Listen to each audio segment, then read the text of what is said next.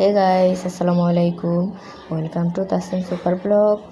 আজকে একটা নতুন রেসিপি নিয়ে আপনাদের সামনে চলে আসলাম। সেটা ছিল ধুন্দুলের ভাজি। সেটা খুবই সাধারণ একটা ভাজি।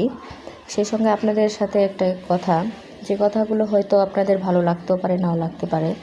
আপনাকে যদি কেউ মনে কষ্ট দেয়, মনে আঘাত দিয়ে কথা বলে, তার কথায় আপনি কখনো কষ্ট পাবেন না। কারণ মনে রাখবেন, যে মনে আল্লাহ বসবাস করে সে মনে কষ্ট দেওয়ার অধিকার কারোর নেই।